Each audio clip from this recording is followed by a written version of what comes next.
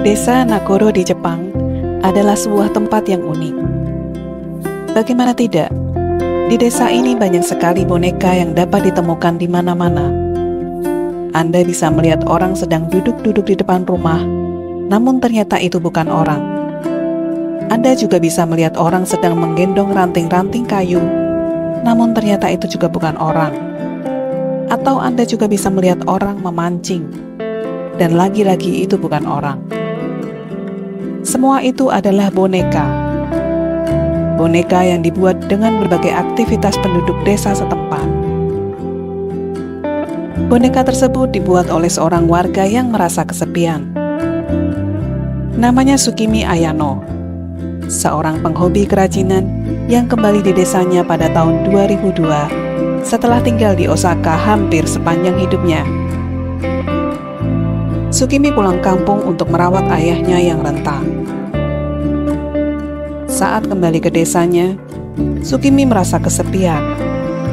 Walau desa tempat ia dilahirkan masih seperti dulu, namun sebagian besar penghuninya telah pergi. Dari 300 penduduk yang awalnya meramaikan Nagaro, sekarang tinggal 30 orang saja yang masih tinggal di desa itu. Bahkan, menurut perhitungan sensus pada tahun 2019, hanya memiliki 27 orang penduduk saja. Meskipun tidak pernah terlalu akrab dengan warga sekitarnya, Tsukimi kecil ingat bahwa Nagoro pernah menjadi pemukiman yang menyenangkan dengan warga sebagian besar bekerja di industri kehutanan dan pembangunan bendungan.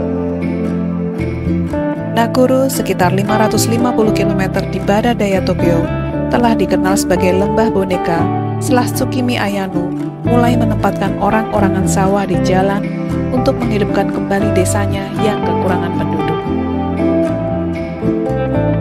Orang-orang berangsur-angsur pergi.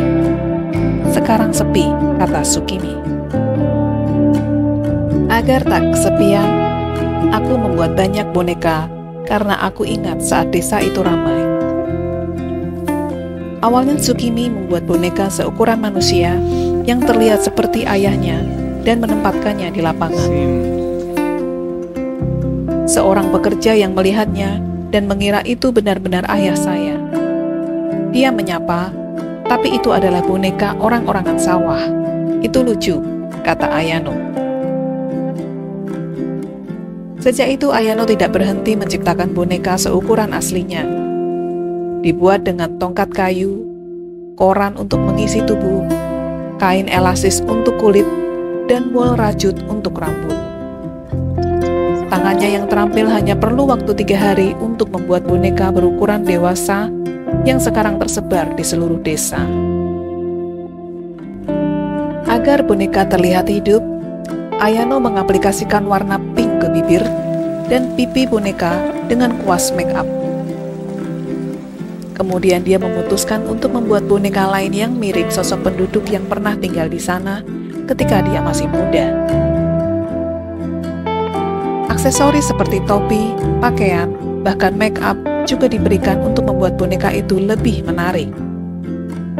Setelah didandanin, boneka-boneka tadi kemudian diletakkan tepat di tempat orang-orang itu dulu sering berada, sesuai dengan aktivitas dan profesinya masing-masing. Seperti gedung sekolah yang sudah tutup, ruang kelasnya masih terlihat ramai, penuh dengan boneka yang mirip dengan anak-anak yang pernah belajar di sana. Tsukimi telah menempatkan 12 boneka berwarna-warni berukuran anak-anak di setiap meja dan diposisikan seolah-olah sibuk belajar.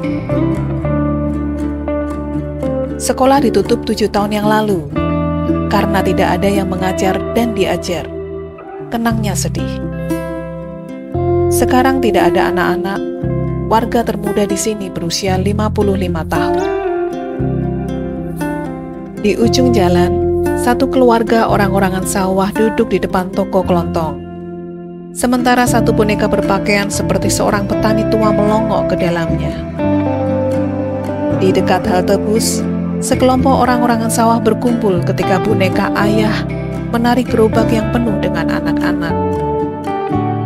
Tukang roti, penjual bahan makanan, penjajah ikan, semuanya masih ada dalam bentuk replika boneka. Jumlah bonekanya yang ada di desa Nagoro, kini jumlahnya sudah lebih dari 350 buah. Setelah banyak yang mengenal boneka-boneka unik karya Tsukimi Ayano, kini desa Nagoro justru jadi desa wisata. Banyak yang datang untuk melihat langsung bagaimana desa boneka ini hidup, meski manusia asli yang ada justru tidak ada setengah dari boneka yang tinggal. Itulah desa Nagoro, desa boneka di negara Jepang. Semoga ini bisa menambah pengetahuan Anda, dan terima kasih sudah menonton.